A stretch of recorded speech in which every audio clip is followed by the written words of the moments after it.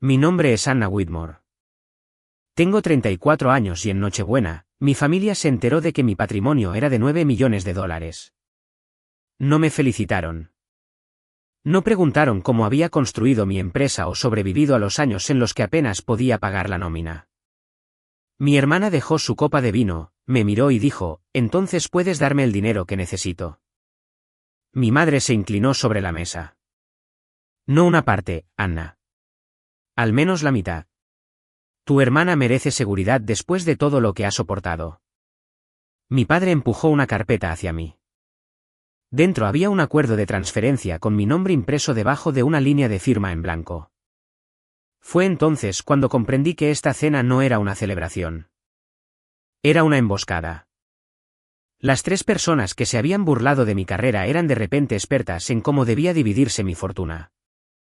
Mi hermana sonrió como si la decisión ya hubiera sido tomada. «Todavía tendrás millones», dijo ella. «No te avergüences actuando como una pobre». Me reí, abrí mi teléfono y envié un mensaje. Segundos después, el teléfono de mi madre sonó. Su rostro se puso pálido. «¿Oh no? No. No. No puedes hacer eso». Mi hermana miró su pantalla y se levantó de un salto. «Oh, Dios mío. No. ¿Estás loca?» Lo que vieron fue solo la primera notificación. No tenían idea de que más había descubierto o que desaparecería de sus vidas antes de la medianoche. Antes de que les cuente qué apareció en esas pantallas y qué sucedió después de que me fui, díganme qué hora es donde están y desde dónde están viendo. Quiero saber hasta dónde viaja la historia de Navidad de Anna esta noche. 3 semanas antes, mi madre llamó mientras yo estaba revisando datos de modelos de emergencia con mi equipo de ingeniería.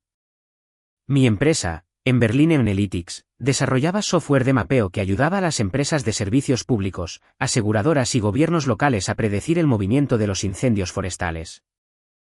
No era glamuroso.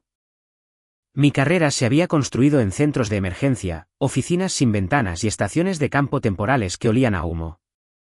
12 años antes, había fundado en Berlín con un portátil usado y $2.800. Ese diciembre, vendí una participación minoritaria a una firma de infraestructura nacional.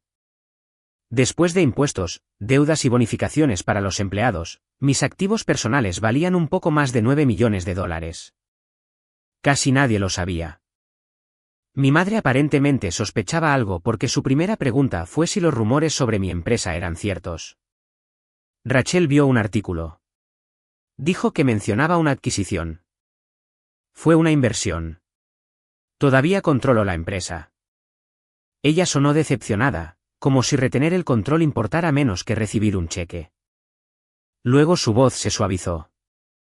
Reservamos un salón privado en Union Station para la Nochebuena. Tu padre quiere que estemos todos juntos. Todos significaba nosotros 4. Mis padres vivían en Denver, y mi hermana mayor vivía a menos de 10 minutos de ellos. Yo vivía a 40 minutos al oeste, lo suficientemente cerca para ser llamada durante emergencias, pero lo suficientemente lejos para permanecer fuera de su círculo diario. Casi me negué. La Navidad anterior, Rachel bromeó diciendo que me importaban más las imágenes de satélite que las personas. Mi padre se rió hasta que derramó su vino. Más tarde, mi madre me dijo que no fuera sensible porque Rachel estaba pasando por una temporada difícil. Las temporadas difíciles de Rachel habían durado la mayor parte de su vida adulta. Empezaba negocios, los abandonaba, culpaba a sus socios y comenzaba de nuevo usando dinero de nuestros padres. Su proyecto más reciente era una empresa de decoración de lujo para el hogar llamada Hearth & Halo. En línea, parecía exitosa. Por los documentos financieros que había visto accidentalmente meses antes, se estaba ahogando. Aún así, acepté asistir porque una parte de mí esperaba que esta vez fuera diferente. Quizás el artículo había cambiado la forma en que me veían. Quizás harían una pregunta sincera sobre mi trabajo. Esa esperanza me avergonzaba, pero la llevé conmigo al restaurante. En Nochebuena, llegué 10 minutos antes. El comedor privado tenía vistas al salón principal de Union Station. Me prometí a mí misma que me quedaría 90 minutos, evitaría hablar de dinero y me iría antes de que comenzaran los insultos. El plan duró menos de 5 minutos. Rachel entró con un abrigo color crema que reconocí porque, en efecto, yo lo había pagado. El invierno anterior, llamó llorando porque su cuenta de negocios había sido congelada. Afirmó que necesitaba $5.000 para la nómina. Le envié $7.000. 3 días después, publicó fotografías desde un resort de montaña llevando ese abrigo. Cuando la confronté, me acusó de vigilar su dignidad. En la cena, me besó en la mejilla. Ahí está, nuestra pequeña y misteriosa millonaria. Los ojos de mi madre saltaron hacia mí. Mi padre fingió leer el menú. No voy a discutir sobre finanzas esta noche, dije. Rachel suspiró. Nadie te pidió tu declaración de impuestos. Nos sentamos y mi padre pidió un champán caro sin mirar el precio. Cuando el camarero lo sirvió, mi madre levantó su copa. Por la familia, dijo, y por cuidarnos finalmente los unos a los otros. Rachel me observaba por encima del borde de su copa. Esa fue la primera señal de un plan. La segunda fue mi padre colocando su maletín de cuero junto a su silla. Solo lo llevaba cuando quería que algo pareciera oficial. Podría haberme ido. En cambio, me quedé porque quería saber hasta dónde llegarían. La cena comenzó con una calidez ensayada. Mi madre elogió a Rachel por buscar un contrato con un promotor de condominios. Mi padre la llamó una emprendedora con verdadero instinto. Ninguno mencionó que yo le había presentado a ese promotor. Cuando mi madre preguntó si mi empresa todavía hacía esos mapas de incendios, le expliqué que nuestro software había ayudado recientemente a evacuar 2 vecindarios con antelación. Eso suena estresante, dijo ella. Luego volvió a los centros de mesa de Rachel. Sentí la vieja sensación de encogerme en su mesa, pero esta vez también observé con atención. Rachel no dejaba de mirar su teléfono. Mi padre tocaba su maletín cada vez que se mencionaba mi empresa. Mi madre guiaba la conversación hacia inversiones, impuestos y propiedades. Ya no ignoraban mi éxito. Lo estaban rodeando. Para cuando llegó la cena, no me preguntaba si querían dinero. Me preguntaba cuánto ya habían decidido que les pertenecía. La demanda comenzó como una preocupación. Anna, dijo mi madre, cortando su salmón en trozos diminutos. ¿Estás protegida? Le pregunté a qué se refería. Financieramente, con todo lo que está sucediendo alrededor de tu empresa, necesitas gente que te ayude a tomar decisiones responsables. Le dije que tenía un contable, un asesor y un abogado corporativo. Mi padre sonrió pacientemente. Los profesionales no entienden las obligaciones familiares. Aíslan el dinero en lugar de usarlo sabiamente. Rachel bajó su tenedor. ¿Eres realmente rica ahora o es una de esas valoraciones falsas? Debería haberme negado a responder. En cambio, decidí darles la verdad sin disculpas. Mi empresa recibió una inversión estratégica. Vendí parte de mi participación. Después de impuestos y obligaciones existentes, mi patrimonio neto es un poco más de $9 millones. La mesa se quedó en silencio. No un silencio de sorpresa, sino un silencio calculador. Mi madre miró a mi padre. Él miró a Rachel. ¿9 millones? Preguntó Rachel. Aproximadamente, algo en efectivo, inversiones y la participación que retuve. Mi padre se reclinó. Así que podrías acceder a varios millones sin dañar la empresa. Eso depende de por qué accedería a ellos. Rachel se rió. ¿Para qué necesitas $9 millones? Vives en la misma casa pequeña, conduces un coche viejo y ni siquiera tienes hijos. Ahí estaba. La suposición de que una mujer sin marido ni hijos no tenía un futuro que valiera la pena proteger. Mi madre extendió la mano para tomar la mía. La aparté. Rachel está bajo una presión tremenda, dijo ella. Su empresa tiene oportunidades, pero la oportunidad requiere capital. Rachel asintió. Hearth & Nalo podría decorar un desarrollo de lujo completo. Si escalo ahora, finalmente estaré donde estás tú. Sabía que eso era engañoso. El promotor había solicitado una propuesta y una prueba de estabilidad financiera, no le había ofrecido un contrato. ¿Cuánto piden? Dije. Mi padre se animó y levantó el maletín sobre su regazo. Hemos considerado lo que sería justo. Empujó una carpeta azul marino sobre la mesa. La primera página decía, Acuerdo de ecualización de capital familiar. Debajo del lenguaje formal había una propuesta de transferencia de $4.500.000 de mí a Rachel. La mitad de mi patrimonio neto. El dinero se describía como una distribución familiar equitativa, como si mis padres estuvieran dividiendo una herencia en lugar de regalar mi trabajo. Tenían un contrato preparado. Es un borrador. Mi padre dijo que un socio comercial ayudó. Es abogado. Tiene una amplia experiencia. Miré a Rachel. ¿Esperabas que firmara esta noche? Esperábamos que hicieras lo correcto sin iniciar una pelea. Mi madre explicó su lógica con calma. Yo tenía $9 millones y una empresa en crecimiento. Rachel tenía deudas, un negocio inestable y menos años para establecerse. Por lo tanto, mi éxito había creado un desequilibrio. Corregirlo, dijo, protegería la unidad familiar. Rachel también se sacrificó, añadió. Se quedó cerca. Ayudó después de la cirugía de tu padre. Organiza los cumpleaños. Tú siempre estabas trabajando. Cuando mi padre tuvo la cirugía, pagué a su cuidador a domicilio porque Rachel dijo que estaba demasiado abrumada para ayudar durante el día.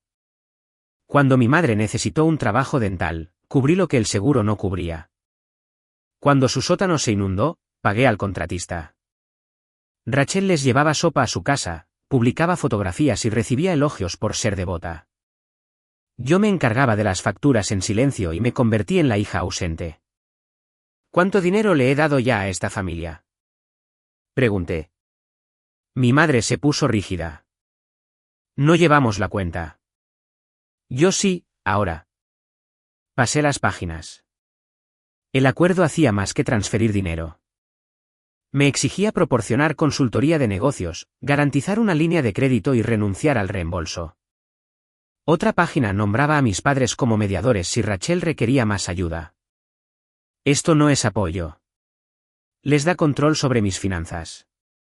La expresión de Rachel se endureció. Todavía tendrías 4.5 millones. La mayoría de la gente nunca ve tanto dinero, incluyéndote a ti, aparentemente. Mi padre golpeó la mesa.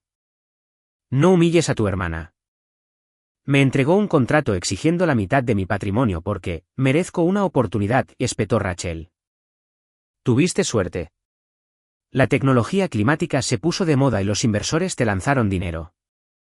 Recordé haber dormido en el suelo de mi primera oficina porque no podía permitirme un hotel cerca de un centro de emergencias.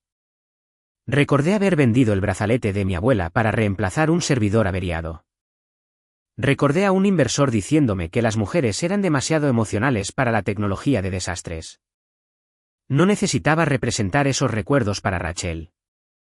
¿Qué sacrificaste exactamente por mi empresa? Pregunté. Ella miró a nuestros padres. Mi madre respondió. Ella sacrificó la atención que tú recibías. Casi admiré la lógica. Mi éxito, minimizado durante años, era de repente una prueba de que yo había sido favorecida. Mi padre me deslizó un bolígrafo. Firma un acuse de recibo. Tus abogados pueden revisar los detalles más tarde. Entonces noté un código de referencia en la parte inferior del documento. En Berlín usaba la misma plataforma. El código mostraba que el archivo había sido creado más de 2 meses antes del artículo y antes de que supuestamente supieran sobre la inversión. Habían planeado reclamar mi dinero antes de que yo lo anunciara. Esa revelación no me enfureció. Me hizo ser cuidadosa. Cerré la carpeta y pregunté quién la había creado. Mi padre dijo que eso era irrelevante. Rachel me acusó de retrasarlo porque disfrutaba viéndola luchar. Mi madre advirtió que el dinero me estaba cambiando, aunque ellos habían pasado más tiempo planeando cómo tomarlo que yo poseyéndolo. Este documento fue creado en octubre, dije. Ninguno de ustedes sabía la cantidad de la inversión entonces. ¿Cómo lo prepararon? Rachel pareció asustada por un segundo, luego se indignó. Sabíamos que a la empresa le iba bien. ¿Cómo? Eres reservada. La gente hace suposiciones. Mi padre intentó coger la carpeta, pero la sujeté. ¿Quién te dio mi información financiera? Nadie, dijo. Entendemos tus patrones. Pregunté qué patrón revelaba la estructura de la venta de mi participación, la cantidad aproximada y el hecho de que retenía el control de voto. Esos detalles aparecían en un apéndice. No eran públicos. Mi madre miró a Rachel. 6 meses antes, Rachel había tomado prestada mi tableta en una barbacoa familiar porque la batería de su teléfono estaba agotada. La tableta contenía correos electrónicos de la empresa. Había cambiado la contraseña más tarde, pero nunca comprobé si se habían reenviado archivos. Accediste a mi correo electrónico, dije. Eso es una locura. Entonces, ¿cómo sabías que el acuerdo incluía una venta secundaria? Mi padre alzó la voz. Incluso si Rachel vio algo, lo hizo porque te negaste a comunicarte. Robaste documentos confidenciales. Miré un correo electrónico por accidente, dijo Rachel. Un correo electrónico accidental te dio suficiente información para redactar un acuerdo de $4 millones. Su rostro se sonrojó. Estaba tratando de entender qué pasaba en mi familia. Mi madre redirigió la conversación hacia la justicia. Según ella, Rachel había vivido bajo el peso de mi ambición. Cada vez que yo ganaba una beca, lanzaba un producto o aparecía en un artículo, Rachel se sentía disminuida. Mis padres lo compensaban elogiándola, protegiéndola y ayudándola financieramente. Tú eras fuerte, dijo mi madre. Rachel nos necesitaba. Así que, porque sobreviví a ser ignorada, decidieron que ignorarme era aceptable. Nunca fuiste ignorada. ¿Qué recibí para mi graduación universitaria? Ella parpadeó. Cenamos.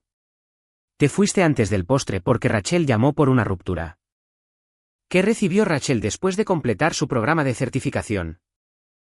Le hicieron una fiesta para 40 personas y le dieron $10,000 para abrir una empresa de velas que cerró 8 meses después.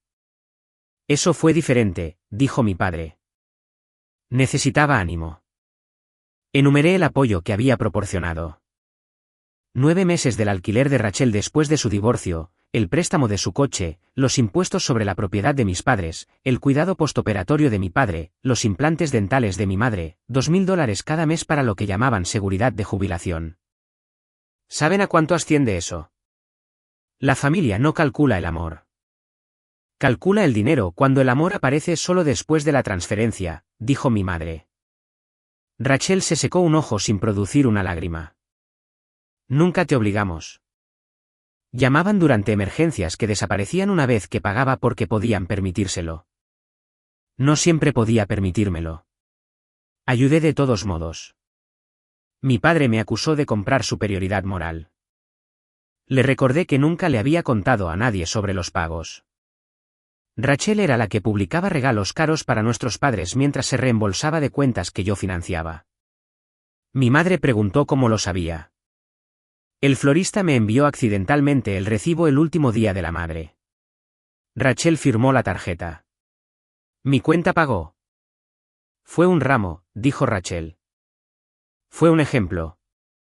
Pregunté si Harzan Halo tenía contratos confirmados. Rachel dijo que estaba negociando varios. Pregunté por el préstamo de $86,000 que vencía en enero. Mi padre me dijo que dejara de discutir asuntos privados. Trajeron un contrato exigiendo la mitad de mi patrimonio a un restaurante. La privacidad terminó cuando abrieron el maletín. Rachel se inclinó hacia adelante. Bien. Necesito capital. Mamá y papá prometieron que ayudarías. Firmé el contrato de arrendamiento del almacén porque dijeron que lo garantizarías después de que se cerrara la inversión. Firmaste un contrato de arrendamiento de 5 años basado en dinero que nunca ofrecí. Sabíamos que no dejarías que la familia lo perdiera todo. ¿Qué significa todo?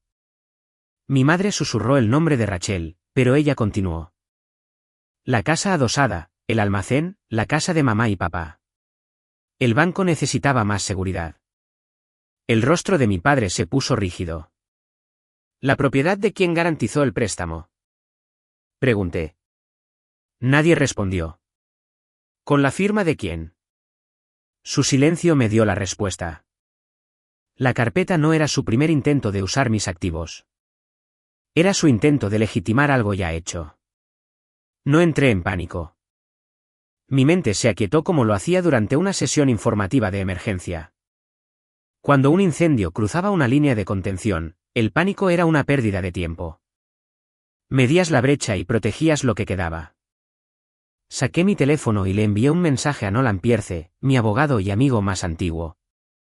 Activa los documentos que discutimos. Hazlo ahora. Mi familia pensó que ese mensaje iniciaba mi represalia. En realidad, había comenzado 10 días antes, cuando Nolan llamó para preguntar si había garantizado un préstamo comercial relacionado con Hearth & Halo. El departamento de cumplimiento del prestamista se había puesto en contacto con él durante una revisión actualizada de mis pasivos. Una garantía con mi firma electrónica ponía en riesgo hasta $900,000 de mis activos personales. Nunca la había visto. Al principio, supuse que había habido un malentendido. Luego Nolan envió el archivo. La firma estaba copiada de un formulario de autorización médica. El correo electrónico se parecía al mío, pero contenía una letra alterada. El número de teléfono que aparecía pertenecía a un dispositivo prepago. Alguien había creado una versión de mí lo suficientemente convincente como para pasar una revisión inicial. El préstamo no se había financiado por completo porque la verificación de identidad seguía incompleta, pero Rachel había utilizado la aprobación preliminar para firmar un contrato de arrendamiento de un almacén y persuadir a los proveedores para que le concedieran crédito. Nolan quería que contactara a la policía de inmediato. Pedí 48 horas porque necesitaba saber si Rachel había actuado sola. No lo había hecho. Mi padre envió un correo electrónico al prestamista describiéndose a sí mismo como mi representante financiero. Mi madre presentó extractos bancarios antiguos que yo había proporcionado mientras les ayudaba a refinanciar su casa. Rachel subió documentos confidenciales tomados de mi tableta. Los tres habían participado. Aún no habían tomado el dinero, pero habían construido todo un plan en torno a la creencia de que me avergonzaría demasiado para exponerlos. Nolan y yo pasamos la semana siguiente protegiendo mis cuentas y rastreando cada pago recurrente que hacía por la familia. Esa investigación descubrió algo más grande. El depósito mensual de jubilación que enviaba a mis padres no se estaba ahorrando. Mi padre redirigía la mayor parte hacia los pagos de intereses del negocio de Rachel. Mi madre usaba el resto para ayudar a pagar la hipoteca de Rachel. Durante casi 3 años, había financiado sin saberlo el estilo de vida de mi hermana mientras ella se llamaba públicamente a sí misma una mujer hecha a sí misma. La casa adosada fue especialmente reveladora. Rachel me dijo que la compró con el acuerdo de su divorcio. Los registros de propiedad mostraban que mis padres hicieron el pago inicial usando una línea de crédito sobre el valor líquido de la vivienda que yo estaba pagando porque afirmaban que los costos médicos los estaban agobiando. Di dinero para proteger a mis padres. Ellos lo usaron para proteger a Rachel. Luego los tres dijeron que Rachel merecía mi fortuna porque había recibido menos apoyo. Quise cancelar todo de inmediato. Nolan aconsejó paciencia. Si actuaba antes de la cena, podrían destruir pruebas o afirmar que los había abandonado sin explicación. En su lugar, construimos un cortafuegos. Abrí una cuenta que podía pagar directamente a proveedores médicos legítimos, pero que no podía proporcionar efectivo a mis padres. Notifiqué al prestamista que la garantía era fraudulenta.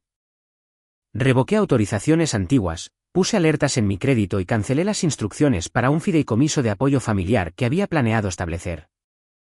El fideicomiso habría contenido $1,20 céntimos millones. Estaba diseñado para proporcionar ingresos de jubilación, cubrir cuidados futuros y darle a Rachel acceso limitado a fondos para educación o reciclaje profesional. Le había mencionado la idea vagamente a mi madre. Aparentemente, ella lo trató como una prueba de que se podía exigir aún más. Nolan redactó un aviso de revocación, pero lo retuvo. También preparó avisos para poner fin a los pagos de la hipoteca, el almacén, el vehículo y el seguro de Rachel. Esos gastos sumaban casi $19,000 al mes. No me había dado cuenta de que los estaba pagando todos porque los fondos pasaban a través de las cuentas de mis padres bajo etiquetas como apoyo de salud, mantenimiento del hogar y reserva de impuestos. ¿Cuándo quieres que se envíen los avisos?, preguntó Nolan. Después de la cena de Navidad. Quizás eso fue calculado. Pero necesitaba escuchar lo que mi familia diría creyendo que no sabía nada. Necesitaba descubrir si quedaba algo por salvar. Su acuerdo me dio la respuesta. No solicitaron ayuda. Presentaron una obligación. No confesaron la garantía falsa ni las deudas. Intentaron hacerme firmar un lenguaje que legitimaría lo que ya habían hecho. Cuando Rachel admitió que habían comprometido la propiedad familiar para el contrato de arrendamiento de su almacén, entendí por qué exigían la mitad de mi patrimonio. El dinero cubriría sus deudas, eliminaría embargos, restauraría las cuentas de mis padres y la dejaría con capital para continuar. La cantidad había sido elegida para borrar las consecuencias de sus decisiones. Mi teléfono vibró. Nolan había respondido, confirmado. Revocación enviada. Prestamista y asesor notificados. Fideicomiso cancelado. El teléfono de mi madre sonó primero. Leyó el aviso de revocación y susurró, «Oh, no, no, no. No puedes hacer eso». El teléfono de Rachel sonó a continuación. Recibió avisos que terminaban el subsidio de su hipoteca, el pago del almacén, la financiación del seguro y cualquier garantía personal. «Oh, Dios mío, no», gritó, derribando su silla. «¿Estás loca?» Mi padre revisó su teléfono. Su rostro cambió cuando vio el mensaje del departamento de fraude del prestamista. Eso, dije, es lo que sucede cuando construyes un plan financiero en torno a la identidad de otra persona. Rachel me acusó de destruir su empresa. Mi madre dijo que los estaba dejando sin hogar. Mi padre exigió que revirtiera todo antes de que se involucraran extraños. Los extraños están involucrados. Mi abogado, el departamento de cumplimiento del prestamista y el investigador que revisa la garantía falsa. La palabra investigador los silenció. ¿Nos denunciaste?, preguntó Rachel. Denuncié un documento que llevaba mi firma falsificada.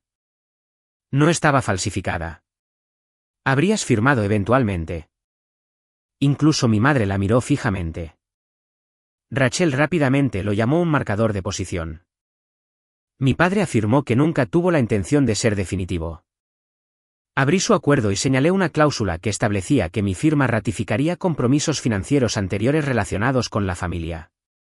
Esta cena nunca había sido para pedir 4,5 millones. Querían que hiciera desaparecer su fraude. Mi padre me dijo que bajara la voz, aunque no la había levantado. Eso lo inquietó. Estaba acostumbrado a provocar a todos y luego convertirse en la persona más tranquila de la mesa. Esta vez yo estaba más tranquila. Les pregunté si querían explicar la firma copiada, la dirección de correo electrónico falsa o los extractos bancarios presentados sin permiso. Mi madre comenzó a llorar. Dijo que habían estado asustados. El almacén de Rachel necesitaba un depósito. Los proveedores amenazaban con demandas y la hipoteca de la casa adosada se acercaba al impago. Mi padre temía perder la casa que él y mi madre habían poseído durante 30 años. Creían que mi inversión lo resolvería todo. Estaban asustados, así que se hicieron pasar por mí. Estábamos protegiendo a la familia, dijo mi padre. De las decisiones comerciales de Rachel, de la humillación pública, admitió mi madre. Esa era la verdad. Temían que la gente se enterara de que su niña dorada había fracasado de nuevo. Rachel había construido su identidad en torno al emprendimiento y la devoción familiar. Mis padres habían construido la suya en torno a la crianza de la hija admirable que se quedó cerca. Mi éxito no reemplazó esa historia. La financió invisiblemente. ¿Cuánto debe Rachel? Mi padre dijo que los números eran complicados. Abrí el resumen de Nolan. Préstamos, saldos de proveedores, impuestos, tarjetas de crédito personales, el contrato de arrendamiento del almacén y la hipoteca creaban una exposición de alrededor de $1,60 millones. Mis padres enfrentaban otros 400,000 a través de acuerdos de garantía. El total todavía estaba muy por debajo de los 4,5 millones. ¿Para qué era el resto? Crecimiento, dijo Rachel. Querías que cubriera 2 millones en obligaciones y te diera otros 2,5 millones. Estoy construyendo una empresa. No te has pagado a ti misma con ingresos legítimos en 14 meses. Mi madre exigió saber por qué le hablaba a Rachel como a una criminal. Porque usó mi identidad. Cometió un error desesperado. Un error es marcar un número equivocado. Esto requirió documentos, un correo electrónico falso, un teléfono prepago y 3 personas coordinándose. Mi padre se puso de pie. Los conflictos familiares nunca deberían convertirse en asuntos legales. ¿Dirías eso si un extraño copiara tu firma? Los extraños son diferentes. Tienes razón. Lo habría notado antes. El gerente del restaurante se acercó y preguntó si se necesitaba ayuda. Mi padre sonrió. Todo está bien. Mi hermana nos está amenazando, dijo Rachel. Estoy terminando acuerdos financieros no autorizados, expliqué. Nadie está en peligro físico. El gerente permaneció cerca de la puerta. Rachel bajó la voz. Revierte las transferencias esta noche. Discutiremos el reembolso más tarde. No hay transferencias que revertir. Los pagos están cancelados.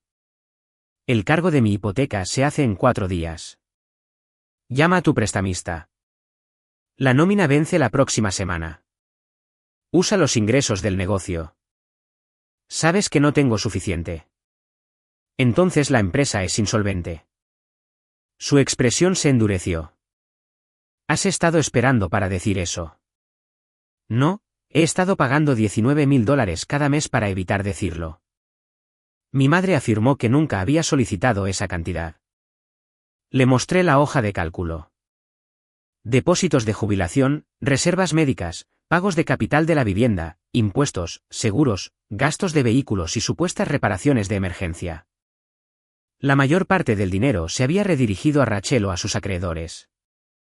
En 36 meses, proporcioné más de $600,000, excluyendo préstamos anteriores y pagos directos. La afirmación de Rachel de que nunca apoyé a la familia era matemáticamente absurda. Mi padre suavizó su voz. Dijo que tenía razón en estar enojada, pero que una cancelación inmediata castigaría a mi madre, que no entendía las implicaciones legales. Mamá presentó mis extractos. Ella creyó mi explicación. ¿Qué le dijiste? Él permaneció en silencio. Mi madre lo miró. Dijiste que Anna ya había aceptado en principio. Mi padre la acusó de tergiversar sus palabras.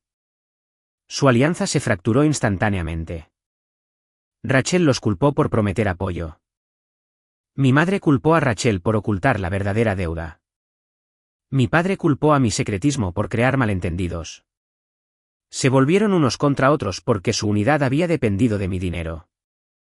Rachel finalmente preguntó qué quería. Una disculpa, control, humillación pública. Quiero separación. Financiera, legal y emocional. Expliqué los nuevos términos. Ya no financiaría la empresa, la casa adosada, el coche, el seguro, los impuestos o los gastos personales de Rachel. No garantizaría préstamos ni participaría en refinanciaciones. Las transferencias mensuales sin restricciones a mis padres terminarían. Durante 6 meses, continuaría pagando los costos médicos legítimos directamente a los proveedores. Después de eso, vivirían de sus ingresos de jubilación o venderían activos. El fideicomiso familiar fue cancelado permanentemente. En su lugar, había autorizado una contribución de $250,000 a un fondo de recuperación y evacuación de incendios forestales. Ayudaría a las familias que habían perdido sus hogares por circunstancias que no crearon. Mi madre cerró los ojos.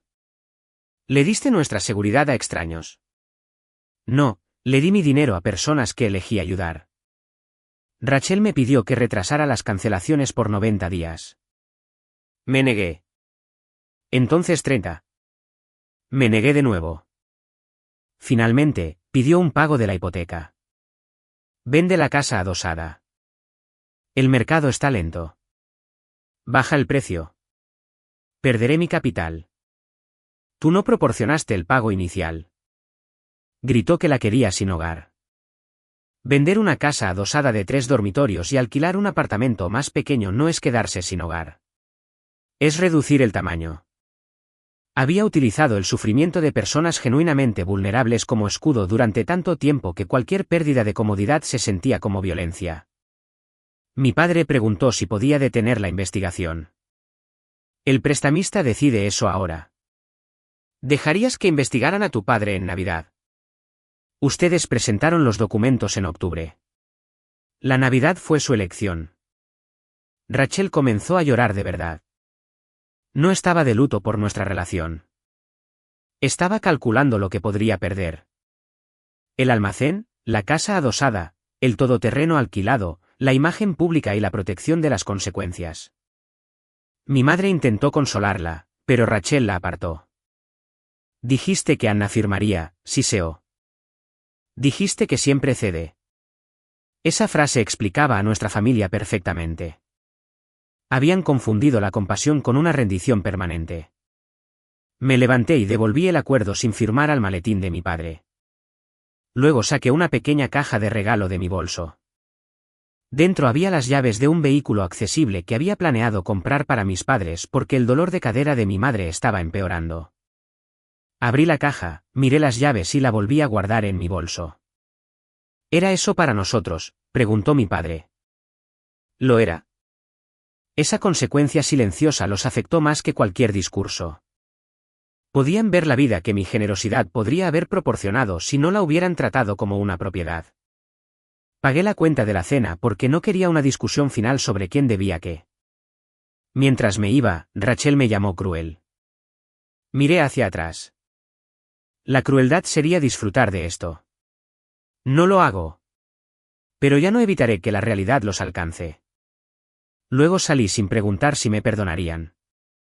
Las consecuencias no llegaron a través de un colapso dramático. Llegaron a través de plazos, avisos y decisiones que mi familia ya no podía asignarme a mí. El propietario del almacén de Rachel terminó el acuerdo de expansión después de enterarse de que su financiación no era válida. Los proveedores exigieron el pago inmediato antes de liberar el inventario. Sin muebles nuevos, perdió la propuesta del condominio que había descrito como garantizada. En 6 semanas, Harzan Nalo entró en reestructuración supervisada por un tribunal. Rachel vendió el todoterreno, dejó la casa adosada y alquiló un apartamento de una habitación cerca de sus clientes restantes. Le dijo a los parientes que yo había destruido su empresa por celos. Luego, un proveedor compartió registros que mostraban que había sido insolvente mucho antes de Navidad. Su historia se derrumbó. Mis padres vendieron su casa en la primavera. No se quedaron sin hogar. Compraron un condominio más pequeño con el efectivo restante de la venta y ajustaron sus gastos para que coincidieran con sus ingresos de jubilación. Mi madre calificó la mudanza de humillante. Una vivienda más pequeña no es una humillación, le dije.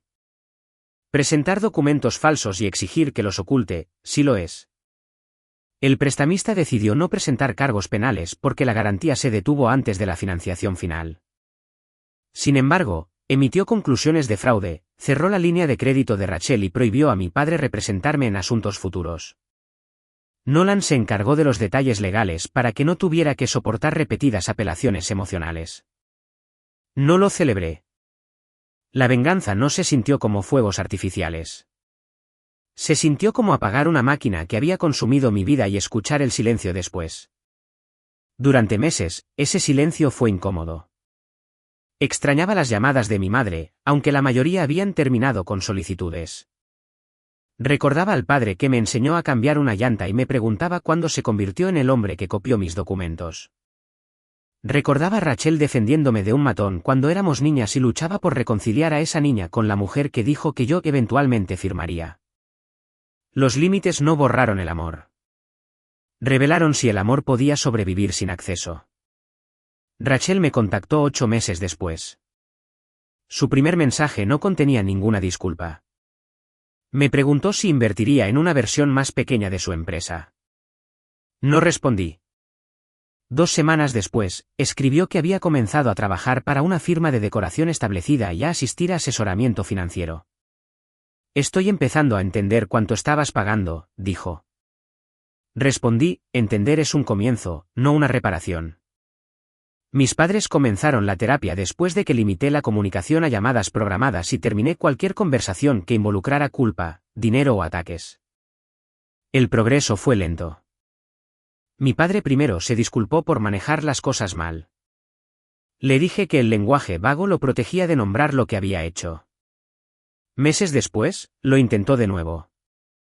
Usé tus documentos sin permiso porque creía que tu éxito pertenecía a la familia.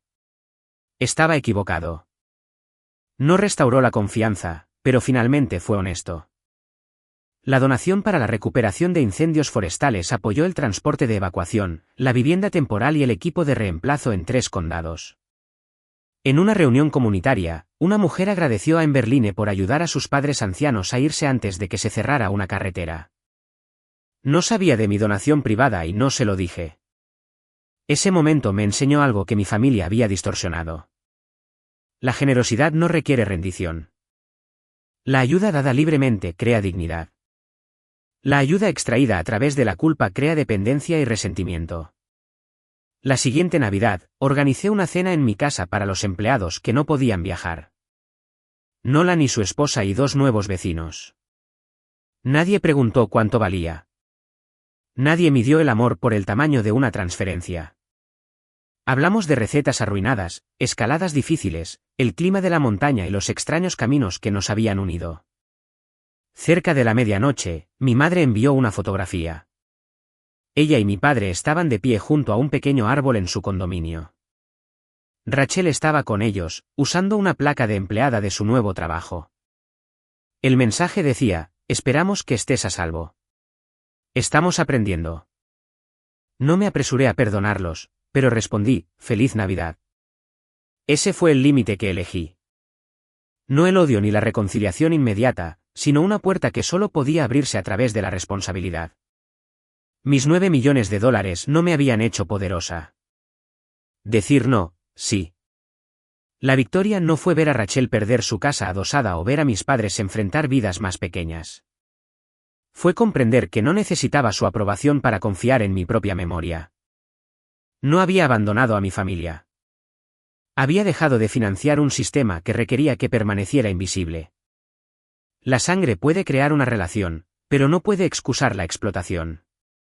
El amor puede inspirar generosidad, pero no le da a nadie la propiedad de tu trabajo, tu identidad o tu futuro. A veces, el regalo más saludable que puedes darle a una familia es la consecuencia que han evitado durante años.